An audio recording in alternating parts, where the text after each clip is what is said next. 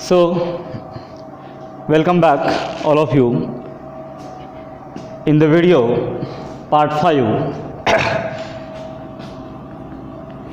video part 5, that is fifth part from the halogen derivative chapter. Okay, so I hope everybody understood yesterday's syllabus, whatever we have covered in our video. Now in this part we will study some new concept, okay, and that new concept is very emerging and very important exam point of view. And as far as understanding is concerned, this topic is very important. Okay, now what is the title of the topic? Optical activity or optical isomerism found in the halogen derivative. Now optical isomerism means what? Everybody see here. Before that, you must know about the isomerism. Isomerism means what? Isomers are the pair of the compound having same molecular formula, okay, having same molecular formula, but their structural arrangement is very different, or simply it is different. That type of couple, that type of examples are called isomers. Okay, so there are various type of isomers, or you can say there is a classification of isomerism. Now we are talking about the optical isomerism, which is one of the type of the stereoisomers. It is actually a type of stereo. See here, stereoisomerism. Okay, so stereoisomerism basically are of two types. In that, number one, geometrical isomerism, and number two, there is a optical. Okay, it is the optical isomerism. Now out of that we will not study this right now, we will go for the optical isomerism.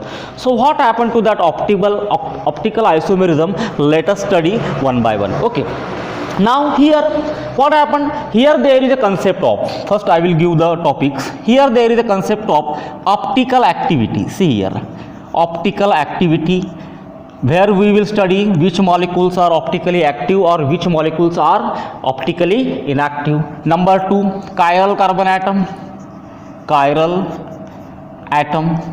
or simply chiral atom, which is also called as asymmetric carbon atom. Okay, after that isomers, let us see isomers. In that we will study enantiomers. Okay, enantiomers, which will be also known as enantiomorphs. Okay, so these are the topics which we have to cover right now. Now what is my optically active substance? Before that we have to study some terms, definitions, so that we will understand this thing very properly. Okay, so what happened? Everybody see here. For example, we take the example of 2-chlorobutane. See here, 2-chlorobutane. Okay, this is the introduction. I will back to the point very shortly.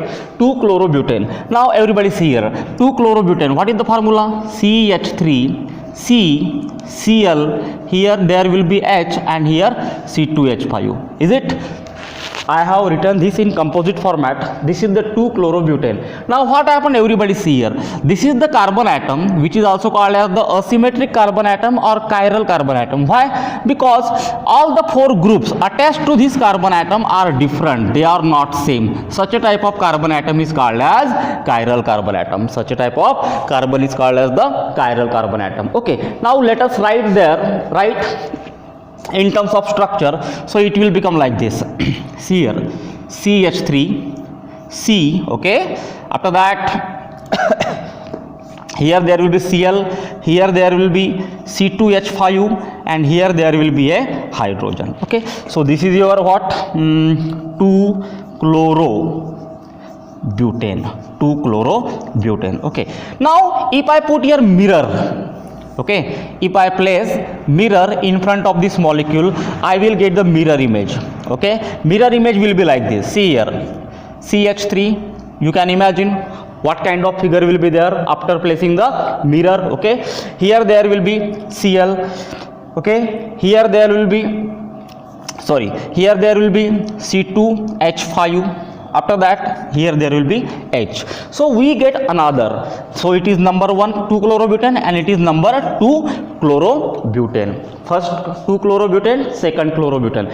Now according to this isomerism, see here, according to this isomerism we got two isomer, number 1 and number 2, and in this way by having this mirror image they have produced two non super imposable, see here, non super imposable mirror image. This is very important word, non super imposable mirror image. And such a type of non super imposable mirror images are nothing but the enantiomers. They are what? They are the enantiomers, or you can say enantiomorphs. Okay, now see here, these are the optical isomers. Actually number 1 and number 2 are the enantiomers. Why? Because they have produced non superimposable mirror image. Non superimposable mirror image means what? See here, just imagine if you pick up this formula, if you pick up this structure and if you place them here, okay, so after placing what will happen? The same atom will not occupy over one another. The same atom will not occupy over one another. For example, if I lift up this structure and I place it here, what will happen? This Cl will be occupied on H. Yes or no? So what happened? They will not match together, and that's why such a type of mirror images are called as the non superimposable mirror image. Best example for that is our shoe. Okay, our pair of shoes are exactly mirror images of each other. They can't be same. Yes or no? They can't be same. That is called non superimposable mirror images. Therefore our best example is our shoe. Okay, shoe is the best example of non superimposable mirror image. Now you can understand what exactly I want to explain here, is it? Now after having such a type of mirror we get non superimposable mirror image, and this type of pair of isomer is called as the enantiomers. See here, enantiomers, and these are the enantiomers which are also known as optical isomers. They are what? Optical isomers. Now what happened to them? Okay, what happened to them? This type of enantiomers have same molecular formula, isn't it? Same molecular formula. Again they are same in various physical properties. What kind of physical properties? For example, melting point, again you can say boiling point, again you can say refractive index. Which index? Refractive index.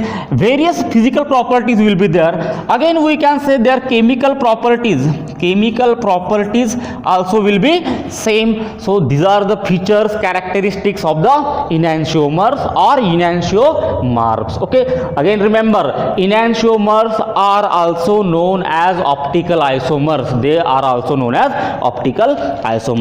Now in your syllabus there is a topic optical activity among halogen derivative. So what type of questions can be asked? Here definition can be asked, isn't it? Definition can be asked, and 2 mark questions. For example, I will discuss it later. Write a optical isomerism for 2-chlorobutane. Whatever examples will be there. Okay, next. Now one question can born in your mind, then what type of compound can be optical isomers or can be a pair of enantiomers? So listen carefully. The compound which do contain asymmetric carbon atom or chiral carbon atom, both are same. Okay, so this asterisk carbon atom is said to be a chiral carbon atom. What does mean by carbon atom? Chiral carbon is that carbon atom to which all the 4 groups attached are exactly different. See here there is a methyl group, chloride, C2H5, hydrogen. All these groups are different which are attached to this carbon atom. Such a type of carbon atom is called as the chiral carbon atom, and the compound in which such a carbon atom is available, that is called a chiral compound or asymmetric compound, and they are able to form such a type of non superimposable mirror image, further known as enantiomers or optical isomers. About their characteristics already I discussed. Okay, now we have to switch on the same topic via root of definitions. Okay, for that purpose we want some experimental proof. Now whatever explanation I have given, that is theoretical. Okay, now experimentally how to predict which one is optically active, which couple are enantiomers, why they are enantiomers, how they are enantiomers, that study we have to study here. Okay, for that purpose we need some terms. First term is there. Okay, what is this? Number one, monochromatic light. Monochromatic light. See here, only definition is important here. Monochromatic light. Monochromatic light is defined as, or it is a ray of light having single wavelength. How? Having single wavelength, which vibrate in all different planes.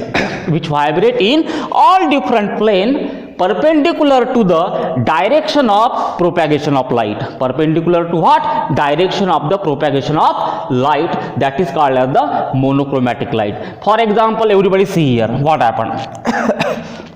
Okay, so here we take prism. Which prism? Nichols prism. Okay, Nichols prism. Now initially I take what? Ordinary light. This is your ordinary light having such a type of direction. See here, this is your ordinary light. Okay, I write here ordinary light. When ordinary light passes through, ordinary light you can say monochromatic light. Okay, when it passes, now what happens? What is monochromatic light? Monochromatic light is the ray of light having single wavelength, mono wavelength, one wavelength, vibrating in all possible direction, vibrating in all possible planes, perpendicular to the propagation of direction of light. But when ordinary light passes through the Nichols prism, there we get such a type of parallel arrangement. Okay, such a type of parallel arrangement of the rays. And what is that? This is your plane polarized light. What? Plane polarized light. Okay, in short it is called as PPL. Remember what is PPL? Plane polarized light. Now see here what happened.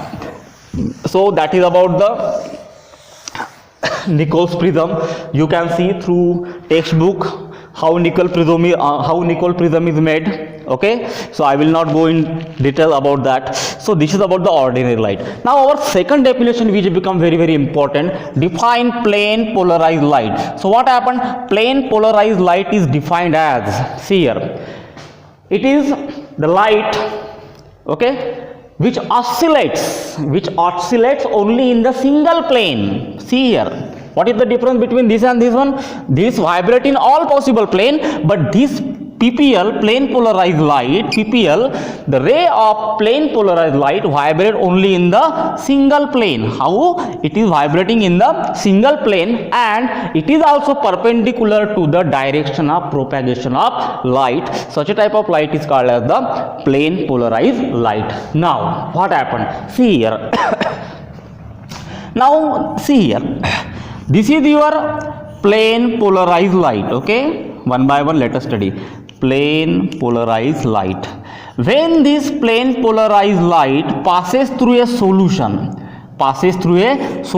which is optically active. I will discuss later what is meant by optically active. Okay, optically active. For example, we have taken what? Glucose solution. We have taken glucose solution. Now imagine this is a glucose solution. When this PPL, plane polarized light, passes through the optically active substance like 2-chlorobutane or glucose solution, then there is a rotation of plane of polarized light in either direction. For example, see here, this is the rotation. Okay, and whenever there is a rotation, there is an angle of rotation like theta, or there is a rotation like this. Yes or no? Okay, so this is the rotation, angle of rotation is given by this theta. So this is very important. Now see here, what is optically active substance? Optically active substance we can define here from this diagram. From this diagram we can define optically active substance. Optically active substance is that substance which can rotate the plane of PPL. either on right hand side or left hand side. If so, then that solution becomes optically active. Now this activity is performed via traveling via optically active substance glucose. Therefore glucose is optically active. Now what is meant by optical activity? See here. So that is the optically active substance. Now next target is optical activity. So optical activity is defined as, see here, optical activity is defined as, it is the property of a substance. It is the property of a substance like glucose which can rotate the plane of PPL on right hand side or left hand side. That is called as the optical activity. What is the optical activity? The property of a substance which can rotate the plane of PPL towards left hand side or right hand side like this, then that substance is said to be optically active substance. Now everybody see here what happened. So as a result of that, we get two isomers. Just we discussed previously, okay, we get two isomers, and that two optical isomers are how? They are non-superimposable mirror images of each other. For what? I have given the example of shoe, and then that optical isomers will be known as, are called as enantiomers or enantiomorphs, okay, having same physical as well as chemical property. Now see here, next definition. Now if the rotation of plane is toward the right hand side, what I am saying, if the rotation of plane is toward the right hand side, then that substance is called as dextro rotatory substance. Which rotatory substance? Dextro-rotatory substance, or simply you can say D-isomer. D-isomer. Okay, what is D-isomer? When the substance rotates the plane of polarized light, plane of PPL towards right hand side, then that substance is called as the dextro-rotatory substance. Okay, so one thing you have to remember, out of two isomer, one is D-isomer. Out of two isomer, one is D-isomer, which rotate the plane of PPL towards the right hand side. So that is called as the dextro-rotatory isomer or dextro-rotatory substance. Exactly opposite to that, suppose any substance rotate the plane of PPL towards the left hand side. Which side? Left hand side. Then that substance is called as LEO. See the spelling, LEO rotatory substance, that is called as the L-isomer. Which isomer? L-isomer. Okay, so you got the meaning of dextro and LEO. Dextro right hand side, LEO left hand side. Now next, optically inactive substance. Next term is very important, optically inactive substance. Inactive substance. Now just imagine what happened. Why substance is optically inactive? Now if their right hand side rotation, everybody know it is the dextro-rotatory substance.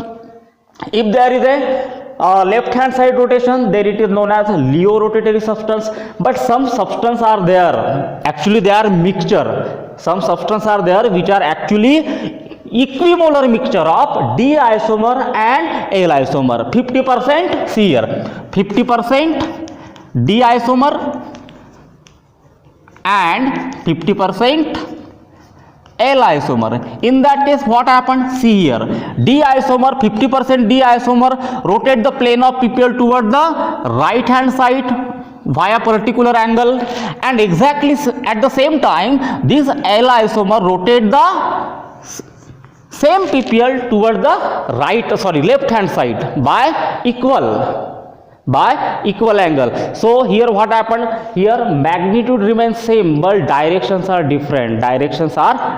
Therefore net rotation is found to be 0. What happened? D-isomer rotate the plane of PPL toward the right hand side, for example via 60 degree, so it will be plus 60 degree, and at the same time this L-isomer rotate the plane of PPL towards the opposite direction, that is the left hand side, via minus 60 degree. So plus 60 degree minus 60 degree, so net rotation is found to be 0. So there is no net rotation, and already I told you the substance which can rotate the plane of PPL is optically active. it does mean that the substance which cannot rotate the plane of PPL is optically inactive. Okay, so this is called as the optically inactive substance. Again, representation, see here all of you, everybody know this is very important and easy, no problem. Now what happened? D isomer, dextrorotatory substance, D isomer will also be denoted as plus hyphen isomer. Okay, similar to that, Leo isomer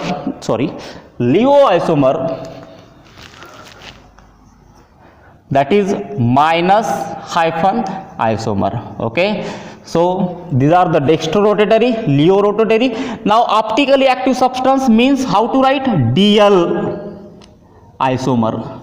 DL isomer means what? 50% dextrorotatory, 50% Leo rotatory, or you can simply indicate it by plus minus isomer. So this is the symbol for the optically inactive substance where net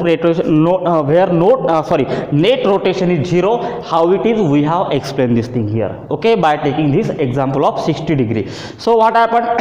These are the isomers which rotate the plane of PPL by same angle but in opposite direction. Therefore compensation happens and net rotation is 0. That substance is called as the optically active substance. Now what is meant by chiral carbon atom? Already I explained. Chiral carbon is nothing but the carbon atom which is denoted by asterisk carbon atom, to which different group of atom or molecules are attached. For example, A, B, D, E. See here, all four attached entities are different. Such a type of carbon is called as the asymmetric carbon atom, chiral carbon atom, and they are prominently optically active substances. Okay, such a type of compound, again I am repeating, such a type of compound form a pair of optical isomers, that is called pair of enantiomers. Okay, pair of enantiomers. So that is the new for you. Now then one question can be asked. See here,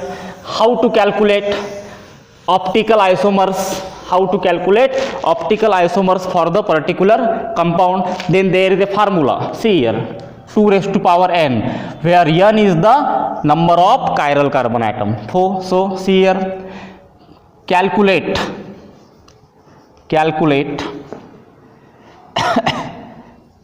optical isomers or enantiomers for 2-chlorobutane. Okay, so listen here everybody what I am saying. We know the structure: CH3C, Cl, C2H5, and here hydrogen. How many chiral carbon atoms are there?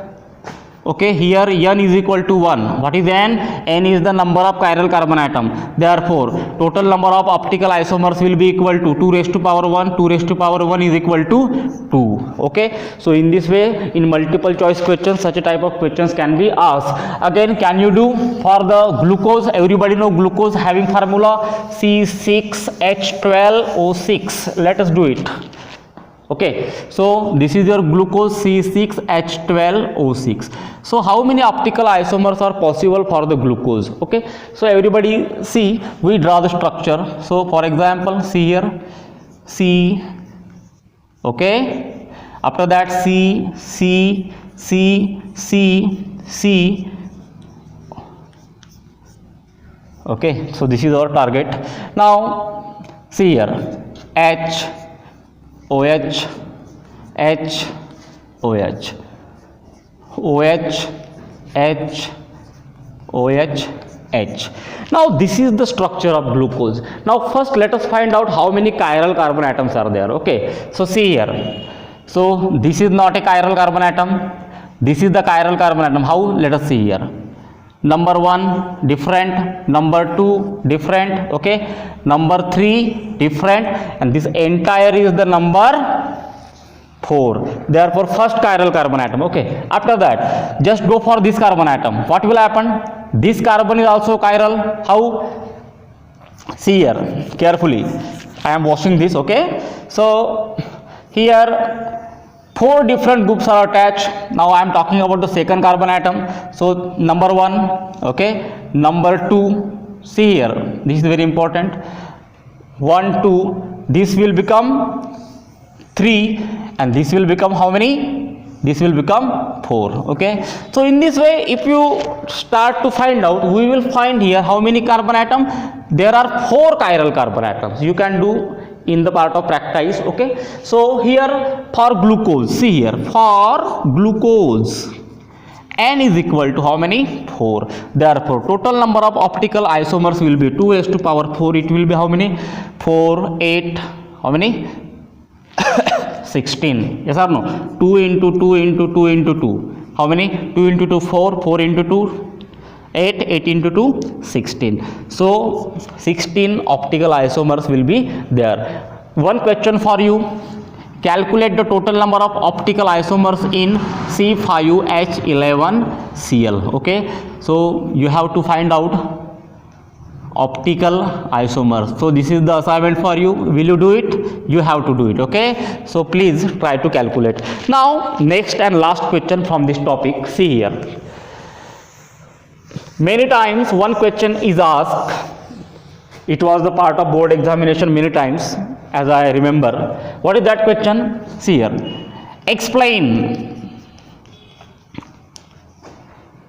optical activity or explain optical isomerism in number 1 A 2-chlorobutane, number B, out of 2 only one will be asked. Okay, at the same time both are not asked, lactic acid. Okay, so for 2 mark how to answer, that is the important. Okay, so listen here what I am saying. First, I will not select this one, I will go for lactic acid. Already we have discussed the case of 2-chlorobutane, is it? Now let us write first. See here what happened.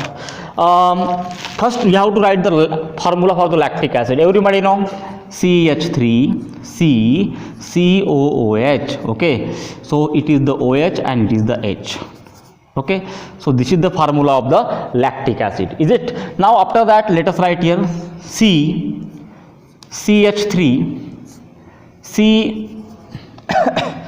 OH COOH. Okay, first arrange this like this. Okay, now this is the actually what happened, this is the actual structural arrangement of the lactic acid. Now can I write here asterisk? Yes, because all the 4 different groups are attached. If I write here mirror image, if I place here mirror image, what will happen? I will get the another isomer, optical isomer, let us say mirror image of each other. So here this will be like this. So here there will be OH. Okay, here there will be OH, here there will be H, and here there will be COOH. Now what happens? See here, lactic acid.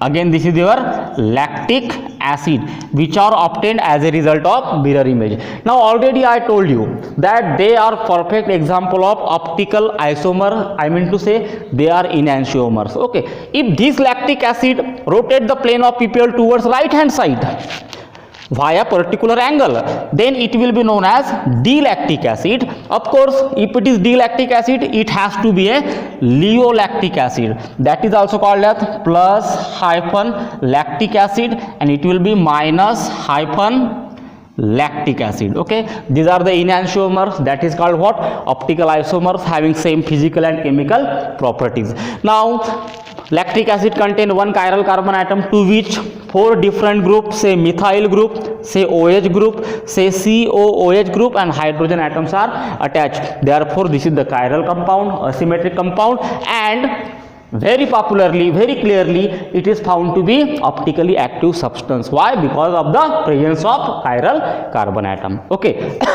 So in this way, in short, you have to explain the optical isomerism or optical activity in case of 2-chlorobutane and lactic acid. Now out of 2 I have taken the example of lactic acid. So this is for this video. In next video we will see incoming portion according to syllabus, but right now you have to study this. This is the totally new concept for you. I hope you will do it properly. Okay, thank you. So please do like, do view, do share, and do subscribe this video and channel. Okay, thank you.